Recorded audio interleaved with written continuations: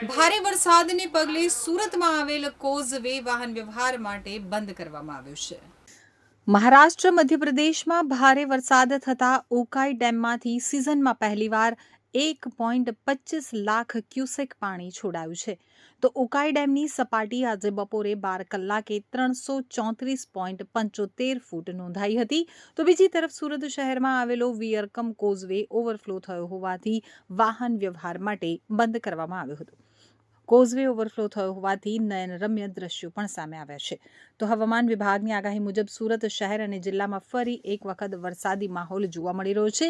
બીજી તરફ મહારાષ્ટ્ર મધ્યપ્રદેશમાં ભારે વરસાદ થતાં ઉકાઈ ડેમમાંથી સિઝનમાં પહેલીવાર 1.25 લાખ ક્યુસેક પાણી છોડાયું છે। તો ઉકાઈ ડેમમાંથી પાણી છોડવામાં આવતા તાપી નદીમાં નવા નીર આવ્યા છે અને સુરતમાં આવેલો વિયરકમ કોઝવે ઓવરફ્લો થયો હોવાથી વાહન વ્યવહાર માટે તેને બંધ કરવામાં આવ્યો છે। સુરત શહેરમાં આવેલો વિયરકમ કોઝવે વાહન વ્યવહાર માટે બંધ કરાતા કોઝવે ઓવરફ્લો થયો હોવાથી લોકો માટે પણ તેને બંધ કરવામાં આવ્યો છે। કોઝવેની ભયજનક સપાટી 6 મીટર છે અને આજે બપોરે 12 કલાકે કોઝવેની સપાટી 8.4 મીટર નોંધાઈ હતી। તો કોઝવે ઓવરફ્લો થયો હોવાથી નયનરમ્ય દ્રશ્યો પણ સામે આવ્યા છે।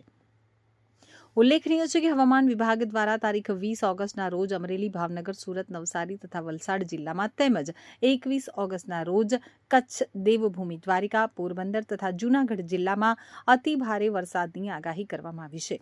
આ ઉપરાંત આગામી 25 ઓગસ્ટ સુધી સમગ્ર રાજ્યમાં મધ્યમથી ભારે વરસાદની આગાહી કરવામાં આવી છે।